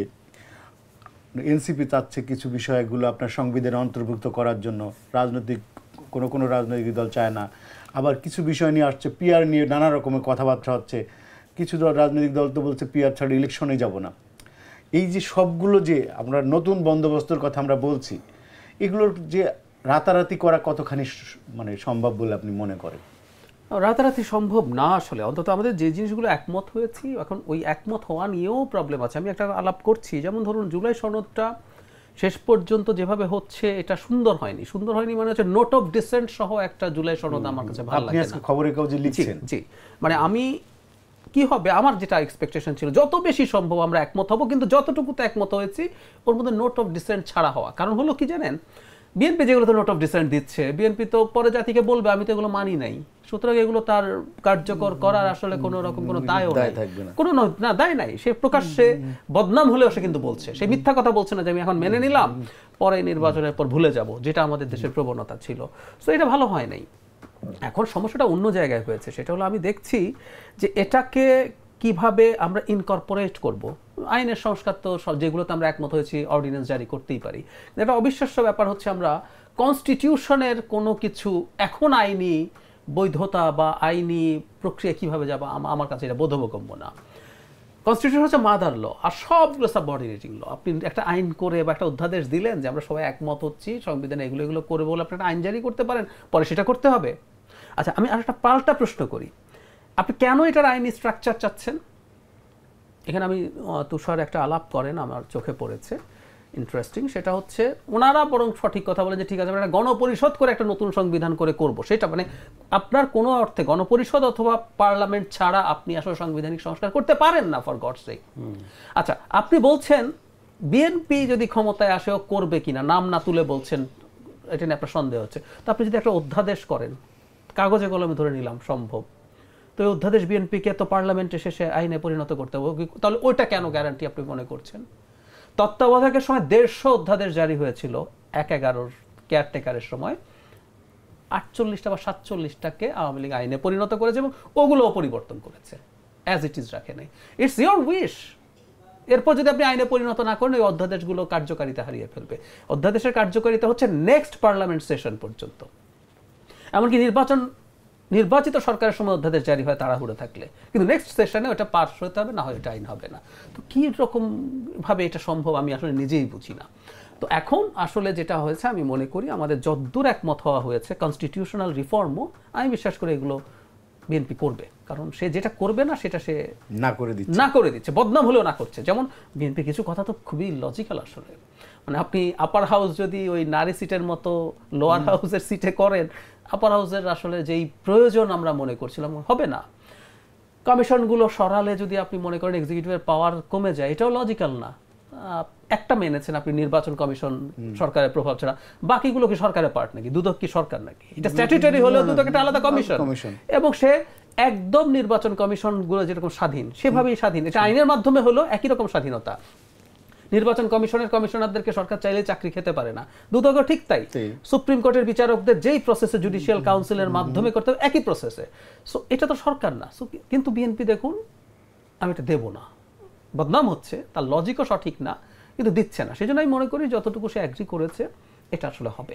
এবং আমি মনে করি রাদার কিছু না হওয়া এক রাজনীতির জন্যও ভালো, মানে যে দলগুলো এটার পক্ষে আছে, এনসিপি তাও দীর্ঘদিন থেকে সংস্কারকে তাদের পলিটিক্সের একটা গুরুত্বপূর্ণ এজেন্ডায় পরিণত করেছে। সো যেটাই হবে না, একটা এক্সাম্পল দেই, ধরুন বিএনপি সরকারে আসলো, সরকার খুব ভালো মতো চলছে না, দুর্নীতি হবেই, দুদকের মানে ভূমিকা নিয়ে প্রশ্ন আসলো, ওদের কিন্তু তখন রাজনীতির সুযোগ হয়ে গেল। বিএনপিকে তখন তারা অ্যাকিউজ করতে পারবে, এই যে আমরা এই কারণেই বলেছিলাম যে এখানে দুদক স্বাধীন হতে হবে, এই কারণেই বলেছিলাম। কিন্তু কনস্টিটিউশনালি দুদক কিন্তু স্বাধীন, খোলা সাদা চোখে দেখলে আমরা মনে করি না না, কনস্টিটিউশনাল মানে আমার দুদকের যে আইন, দুদক ইনফ্যাক্ট কনস্টিটিউশনাল প্রতিষ্ঠান না, আমরা যদিও মনে করছিলাম এটা হবে, অবশ্যই স্বাধীন। কিন্তু আপনি যখন নিয়োগটাও এরকম কাউকে দেন, নির্বাচন কমিশন তো কনস্টিটিউশনাল প্রতিষ্ঠান এবং ভীষণ স্বাধীন আমাদের কনস্টিটিউশন অনুযায়ী। কিন্তু ওই যে নিয়োগ নিয়ে আমরা কি করেছি, আমরা দেখে শুনে একেবারে ব্যাকবোন লেস মানুষকে ওখানে দেই। আমাদের আপার জুডিশিয়ারি কিন্তু কনস্টিটিউশনালি পুরো স্বাধীন, লোয়ার জুডিশিয়ারির উপরে সরকারের প্রভাব কনস্টিটিউশনালি আছে। কিন্তু আপার জুডিশিয়ারিতে আমরা কি করি, বেছে বেছে বেছে বেছে একেবারে দল দাস বলি বসাই। সেই কারণেই প্রশ্ন এসছে একটা প্রসেস নেওয়া যাতে এই ধরনের লোক ওখানে যেতে না পারে। তো যখনই দুদক ঠিকমতো ফাংশন করবে না, এনসিপি চেঁচামেচি করবে। This is how politics works. এই যে আমরা তো বলেছিলাম, এই যে দেখো তোমার লোক বসে এগুলো এগুলো করছে। আমার মনে হয় কিছু কিছু আনরিজলভড ইস্যু থাকলে is not bad for politics. Sir, সেটা হচ্ছে আপনারা পিআর নিয়ে কথা বলছেন, কিন্তু বিভিন্ন মহলের বিভিন্ন ধরনের ধারণা যে এই পিআর যদি কার্যকর হয়, বিশেষ করে নিম্নকক্ষে, তাহলে আমাদের দেশে বলা হয় যে আওয়ামী লীগের যারা ফ্যাসিবাদী শক্তি, যারা এখন ভারতে পালিয়ে আছে, তাদের একটা বড় অংশ সমর্থন আছে এবং সেটা 15 থেকে 20% ভোট।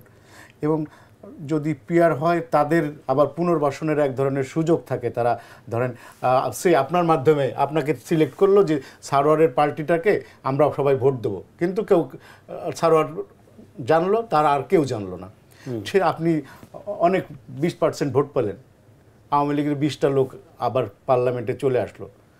তো এই যে আমরা যদি হাসিনার দল এবং তার গোষ্ঠী এই রকমের একটা প্রতিক্রিয়াশীল গোষ্ঠীকে ক্ষমতায় দেখতে না চাই, তাহলে তো আমাদের পিআরের বিপক্ষে থাকা উচিত। তা আমরা কেন সে পিআরের পক্ষে থাকছি, মানে আপনারা কেন থাকছেন এবং কয়েকটা রাজনৈতিক দল জামাত, না, এনসিপির তো পুরোপুরি লোয়ার হাউসের পিআরের কথা বলে নাই। এনসিপি বলছে এই আপার হাউসে পিআরের কথা। আমরা বলেছি যে যেহেতু আপার জামাত বলছে, আপার, হ্যাঁ, অনেক দলগুলো ইসলামী শাসনতন্ত্র আন্দোলন বলছে, ইসলামিক দলগুলো লোয়ার হাউসে পিআরের কথা বলতেছে।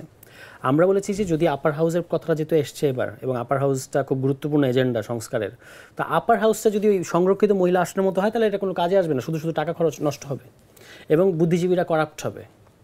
এর চেয়ে আপনি আপার হাউসটা পরোক্ষ জনপ্রতিনিধি পিআরের মধ্য দিয়ে সেটা হোক, তাহলে ওই যে লোয়ার হাউসে আপনার কাছে, কারণ এখনকার যে কনস্টিটিউয়েন্সি বেসড যে সিস্টেম, সেখানে সরকারি দলের গত অন্তত দুটো ইলেকশনে, সুষ্ঠু দুটো ইলেকশনে 1 এবং 8 দেখা গেছে যে দল সরকারে যাচ্ছে তারা 2/3 পাচ্ছে।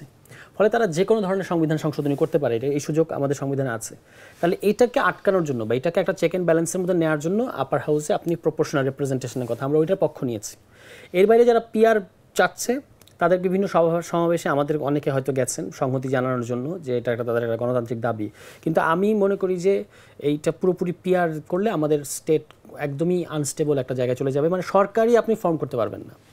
সরকার ফর্ম করতে, এবং আমি দেখেছি যে বিভিন্ন জায়গায়, বিশেষত ইসরায়েলে কি পরিমাণ ব্ল্যাকমেইল করে যারা 6টা-7টা আসন দিয়ে একটা সরকারের অংশ হয়। এই যে নেতানিয়াহু কিন্তু তার ক্যাবিনেটের সবচেয়ে সেইন লোক, বাকি যারা তার আশপাশে আছে এরা কিন্তু খুব ভয়ঙ্কর, মানে এরাই গণহত্যাগুলো করার জন্য ব্যাপকভাবে পুশ করে। কেন? কারণ আপনি যদি 6টা-7টা আসন নিয়ে বেরিয়ে যান, তাহলে সরকার কলাপস করবে। তো এখন বাংলাদেশে 40% ভোট পাবে সবচেয়ে বড় দল, বা যে দলটা সবচেয়ে বেশি ভোট পাবে, তারা 120টা আসন পাবে। আপনার শুধুমাত্র সিম্পল মেজরিটি করার জন্য 31টা আসন লাগবে। এটা সম্ভব না আমার কাছে মনে হয় এই মুহূর্তে। এখন দেখলাম ইদানিং আবার কয়েকটা জায়গায় আলোচনা উঠছে যে লোয়ার হাউসে মিক্সড করার জন্য, যে লোয়ার হাউসেরই কিছু মানে 200 আসন থাকবে কনস্টিটিউয়েন্সি বেসড আর 100 থাকবে হচ্ছে। তো এগুলো মানে সবই প্রস্তাব আকারে আছে, কিন্তু আমি মনে করি যে এইবার আমরা হয়তো অনেক বেশি এক্সপেরিমেন্ট করতে পারবো না। হ্যাঁ, এবং এইবার আমাদের মানুষজনকে আর বাংলাদেশের জনগণের সাইকোলজিও হচ্ছে তারা এমপি দেখতে চায়, যে রক্ত মাংস তাদের এমপি, তাদের ওই আসনের এমপি। তো সেইটা থেকে আমাদের এখনই বের হয়ে যাওয়ার কোনো, এবং একটা জনপ্রতিনিধি একটা এলাকায় থাকলে, আমরা তো এখন দেখতে পাচ্ছি যে যেহেতু কোনো জনপ্রতিনিধি নাই, এই যে চাঁদাবাজি নিয়ে আমরা তো পারস্পরিক দোষারোপ ইত্যাদি করি, কিন্তু একটা বাস্তবতা কিন্তু আছে যে কেউ যেহেতু এখন জনপ্রতিনিধি না, স্থানীয় এবং ন্যাশনাল পর্যায়ে, এ কারণে এই যে প্রশাসক যারা, তারা কিন্তু আসলে অনেক বেশি জনবিচ্ছিন্ন এবং ফলে মানুষের বিপদ আপদে পাশে তারা দাঁড়াতে পারে না। এইখানে জনপ্রতিনিধিদের যত সীমাবদ্ধতা বলি, যত ত্রুটি বলি, তাদের অসম্ভব রকমের গুরুত্ব আছে। মানে একটা এলাকায় জনপ্রতিনিধি থাকা, মানুষ ভরসা করে, শুধুমাত্র ফোনে কথা বললেও মানুষ অনেক সময় মানে একটা ভরসা পায়। তো সেখান থেকে খুব একেবারে রেডিক্যালি বের হয়ে গেলে আমরা সংস্কারের নামে যেগুলো হবে সেগুলো আসলে আরও বেশি আমাদেরকে এমন একটা গর্তে নিয়ে ফেলবে যেখান থেকে আমরা উঠতে পারবো না। ফলে আমি ওখান থেকে পুরোপুরি পিআরটাকে সমর্থন করি না এটা। আর আমি এখন পর্যন্ত যতটুকু জানি, আমাদের যেটা ইশতেহার, সেখানেও কিন্তু পিআরের কথা 100% পিআরের কথা বলা হচ্ছে না। আমরা কমিশনও এই অবস্থান নাই, আমরা শুধু আপার হাউসের কথা বলেছি এবং ওইটা আমার দলেরও এখন পর্যন্ত এটা অবস্থান। আমিও ব্যক্তিগতভাবে এটাকেই সমর্থন করি যে যদি আপার হাউস হয় তাহলে আপনি পিআরএ করেন, লোয়ার হাউস যেভাবে আছে ওইভাবেই থাক। আচ্ছা, ধর্ম নিয়ে আপনার দলের অবস্থানটা কি? আপনার দলের কেউ ইসলামী যেসব সমাবেশ হচ্ছে সেখানে যাচ্ছে, হেফাজতের প্রোগ্রামে যাচ্ছে, জামাতের সাথে একটা লিয়াজোর কথা শোনা যাচ্ছে, আপনার দলের ধর্ম নিয়ে অবস্থানটা কি? না, এখন ধর্ম নিয়ে অবস্থান কি, আমরা তো ধর্মভিত্তিক রাজনীতি করব না, এটা নিয়ে তো আর কোনো। কিন্তু আপনাদের ধর্মভিত্তিক রাজনীতির সাথেই তো আপনাদের রিলেশনটা বেশি। না, রিলেশন তো থাকতে পারে, আমরা রাজনীতিতে যোগাযোগ থাকবে না? না, বিএনপি অবশ্যই থাকবে, কিন্তু যদি আপনার চরমোনাই পীর যখন বলে যে আমরা আফগানিস্তানের স্টাইলে দেশ শাসন করব, তাদের সাথে যদি তখন আপনি এলাই করবেন, তখন তো তাদের দায়ভার আপনাদের ঘাড়ে চলে আসে। আমরা কারোর সাথে আনুষ্ঠানিক কোনো এলাই করি নাই, এক নম্বর কথা। দ্বিতীয় কথা হচ্ছে যে তার ইসলামিক দলগুলো শরিয়ার কথা বলে, কিন্তু যে রেফারেন্সটা দেওয়া হয় আফগানিস্তানের কথা, এখানে তিনি কিন্তু পুরোপুরি আফগানিস্তানের কথাটা এইভাবে বলেন নাই। তিনি বলেছেন যে শরিয়ার সাথে সাংঘর্ষিক না, পৃথিবীর যেখানে যা আছে আমাদের নিতে কোনো আপত্তি নেই। তখন তাকে যখন প্রশ্ন করা হয়েছে তাহলে এটার এক্সাম্পলটা কোথায় আছে, তো সেই প্রসঙ্গে তিনি আফগানিস্তানের কথা বলেছেন, যেটা আমরা মনে করি না যে বাংলাদেশের অভিমুখটা আফগানিস্তান। তার মানে কি আপনারা অদূর ভবিষ্যতে কোনো ইসলামিক দলের সাথে, এই ধরনের র্যাডিক্যাল ইসলামিক দলের সাথে আপনাদের এলাই হওয়ার সম্ভাবনা নেই? আমাদের এখন পর্যন্ত একটা জিনিস হচ্ছে যে আমরা একটা আলাদা দল এবং আলাদা সেন্টার হতে চাই রাজনীতিতে, এই জন্যই আমরা রাজনীতি করতে এসেছি। আরেকটা দলের লেজুর হওয়া কিংবা আরেকটা, সেটা বিএনপি হোক কিংবা ইসলামিক ব্লক হোক, তাদের সাথে যদি আপনার জোট করা তো লেজুর ভিত্তি না, এটা রাজনৈতিক কৌশল, ভোটের রাজনীতি, জোট, আদর্শিক জোট কারোর সাথে আমাদের হবে না। নির্বাচন কেন্দ্রিক কোনো সমঝোতা কারোর সাথে হবে কি না সেটা তখন নির্বাচনের আগে বলা যাবে। এই মুহূর্তে আমাদের একমাত্র টার্গেট হচ্ছে যে আমরা যে পলিটিক্সে এই যে পদযাত্রা করলাম আমরা, এটার মানে হচ্ছে যে আমরা যে পলিটিক্সে আলাদা একটা ব্লক, বিএনপি একটা ব্লক পলিটিক্সে, তাকে কেন্দ্র করে অনেকগুলো দল আছে, তো আমরাও সেরকম একটা জিনিস করতে চাই যে আমাদের এই যে মধ্যমপন্থী যে ধরনের দলগুলো আছে, যেগুলো বিশেষত সংস্কারপন্থী, এদেরকে সাথে রেখে আমরা কি ধরনের একটা ব্লক হতে চাই। এবারে আমরা সুসম্পর্ক রাখতে চাই অবশ্যই ইসলামিক দলগুলোর কাছে, কিন্তু তাদের রাজনীতি আর আমাদের রাজনীতি কমপ্লিটলি আলাদা। আপনারা কি এখন 300 আসনের প্রার্থী দেওয়ার মতো স্ট্রেংথ অর্জন করছেন? আমাদেরকে এটা অর্জন করতে হবে। আমরা 300 আসনের প্রার্থী, এই যে ধরেন কামিং যে আপনার ফেব্রুয়ারিতে যে ইলেকশনের কথা আমরা শুনছি, সেই ইলেকশনে দেওয়ার মতো কি আপনাদের ক্যান্ডিডেট আছে? এই পদযাত্রা করার মধ্য দিয়ে আমরা আমাদের কোথায় কতটুকু স্ট্রেংথ তৈরি হয়েছে এটা আমরা মোটামুটি আমাদের একটা সাংগঠনিক রিপোর্ট মানে তৈরি করা হচ্ছে ইন্টারনালি।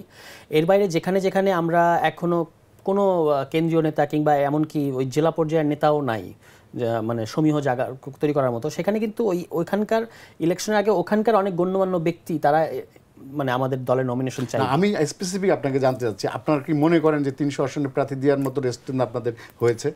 300 আসন প্রার্থী আমরা দিতে চাই আগামী নির্বাচনে। 300 প্রার্থী দিব কিনা বা কারোর সাথে আসনের কোনো সমঝোতা হবে কিনা এটা এখন আমরা নিশ্চিত করে বলতে পারছি না, কিন্তু 300 আসনের প্রার্থী দেওয়ার মতো সক্ষমতাটা আমরা তৈরি করতে চাই, কারণ এটা হচ্ছে একটা করতে চান, কিন্তু আপনাদের হয়েছে কিনা এখনো পর্যন্ত আপনারা মনে করেন? সমস্ত আসনে প্রত্যেকটা জেলায় আমাদের সাংগঠনিক শক্তি তৈরি হয়েছে, কিন্তু 300 আসনে প্রত্যেকটা আসনে একাধিক নেতা এরকম আমাদের এখনো তৈরি হয় নাই। কিন্তু সেটা আমরা গ্র্যাজুয়ালি এই পদযাত্রার মধ্য দিয়ে যেখানে যেখানে এই গ্যাপগুলো আছে সেগুলো মিট আপ করার জন্য কী কী আমাদের করতে হবে এই তথ্যগুলো আমরা পেয়েছি, যেটা আমরা এখন বাকি এই আগামী 2-3 মাস যদি আমরা হোমওয়ার্ক করতে পারি এবং আমাদের এখন যে কমিটিগুলো আছে এগুলো হলো সমন্বয় কমিটি, এই সমন্বয় কমিটিগুলো কিন্তু পূর্ণাঙ্গ আহ্বায়ক কমিটি করতে পারি জেলা এবং উপজেলা পর্যায়ে, তাহলে আমরা মনে করি যে আগামী 2-3 মাসের মধ্যে এই সক্ষমতার কাছাকাছি আমরা যেতে পারবো। ধন্যবাদ। আমাদের হাতে প্রায় সময় শেষ। আমি জাহিদ ভাইকে একটা প্রশ্ন করবো, সেটা হচ্ছে জাহিদ ভাই, আপনি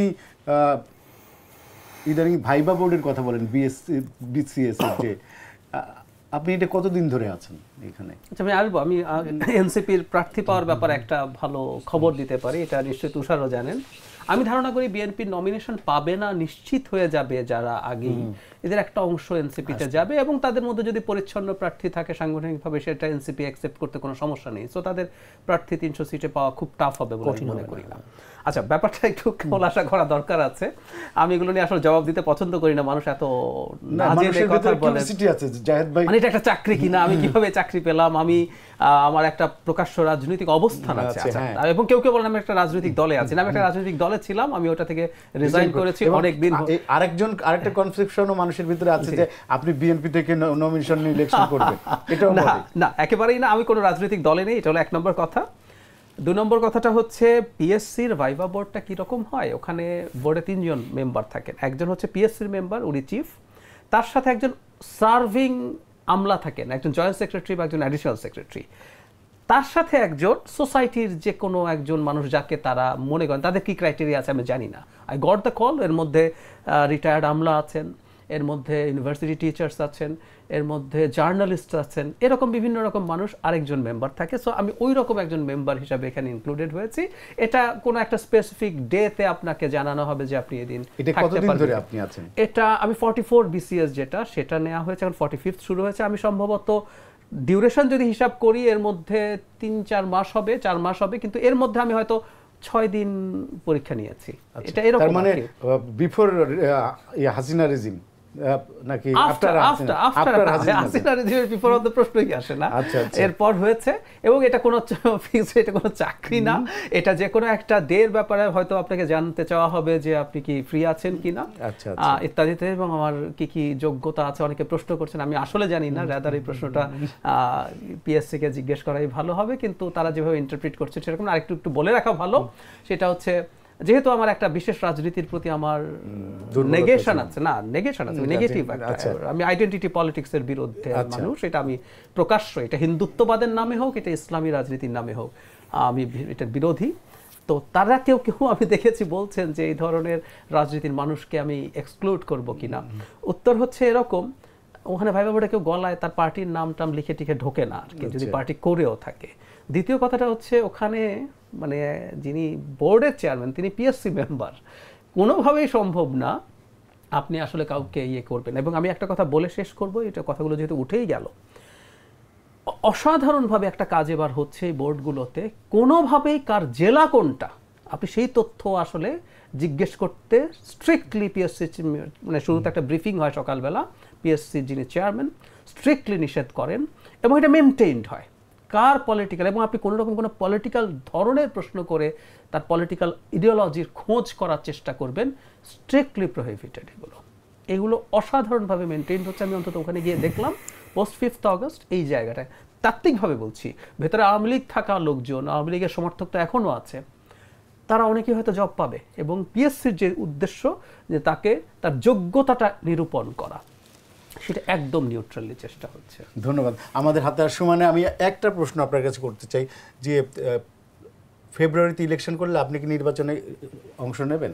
আমি নির্বাচনে অংশ নিতে চাই, কারণ আমি এলাকায় গেছি এবং সেখানে অল্প সময়ের মধ্যে আমার যে এখানে সম্ভাব্য যে নির্বাচনী এলাকা, সেখানে বিএনপির একজন অত্যন্ত শক্তিশালী প্রার্থী আছেন, ডক্টর আব্দুল মঈন খান। হ্যাঁ, যদি সেইটা আমাকে তো এখনও তো বলা হয়নি পার্টি থেকে যে এইটাই আপনার আসন, কিন্তু ওটা যেহেতু আমার জন্মস্থান, ওখানেই আমি বেশিরভাগ সাংগঠনিক কার্যক্রম করেছি, খুব আল্লাহর রহমতে অল্প সময়ের মধ্যে আমি সেখানে ভালো পরিচিতি তৈরি করেছি। ফলে আমি অবশ্যই যদি সেই সুযোগ তৈরি হয়, আমি নির্বাচন করতে চাই। মানে ওই আপনার জন্মস্থান থেকেই?